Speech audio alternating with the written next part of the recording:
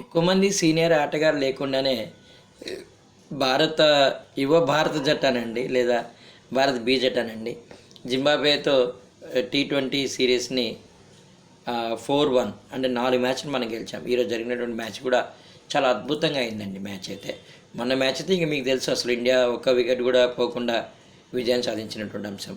అయితే ఈ సందర్భంగా ఒక విషయం గుర్తు చేసుకోవాలండి. జింబాబ్వేలో ఒకప్పుడు క్రికెట్ అనేది ఒక వెలుగు వెలిగింది. తర్వాత ఎందుకో మరి ఆ బోర్డుకి మెంబర్స్కి ఏదో ఉన్నటువంటి వివాదం దీనివల్ల చాలా రోజులు మరుగున పడిపోయింది అది. అయితే కొంతమంది ఆటగారండి జింబాబ్వేలో చాలా చాలా వండర్ఫుల్ అనిపిస్తుంది నాకైతే.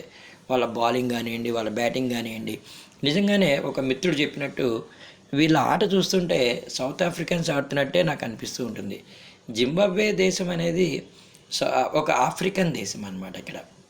ఇక్కడ మెయిన్ వృత్తి వ్యవసాయం. అది కూడా ఎక్కువ వర్షాధారం పైన డిపెండ్ కావడం వల్ల ఆర్థిక వ్యవస్థ అంత పుంజుకోలేకపోతుంది. మన భారతదేశం నుంచి జింబాబ్వేకి వెళ్ళాలంటే ఇథియోపియన్ ఎయిర్లైన్స్ ఉందండి. ఇథియోపియన్ ఎయిర్లైన్స్ అనేది వివిధ ఆఫ్రికన్ కంట్రీస్కి విమాన సర్వీస్ అందజేస్తుంది అనమాట.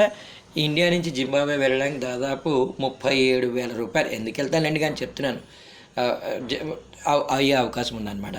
అయితే ఫ్లైట్స్ అనేవి ఈ చెన్నై నుంచి వీటన్నిటి నుంచి జింబాబ్వేలో ముఖ్యంగా చూడవలసిన ప్రదేశం ఏంటంటే అక్కడ నేషనల్ పార్క్ ఉందన్నమాట. జింబాబ్వే క్యాపిటల్ సిటీ వచ్చేసి హరారే. చాలా సుందరమైన దేశమేనండి, చక్కటి కట్టడాలు అవన్నీ ఉంటాయన్నమాట. క్రికెట్ని ప్రోత్సహించే దేశాల్లో జింబాబ్వే ఒకటి ఉండడం అనేది నిజంగా, వారు ఓడిపోవచ్చు, టీమిండియా గెలవచ్చు, కానీ క్రికెట్ గెలిచింది అనిపిస్తుంది నాకైతే. ఓకే అండి, థ్యాంక్ యూ.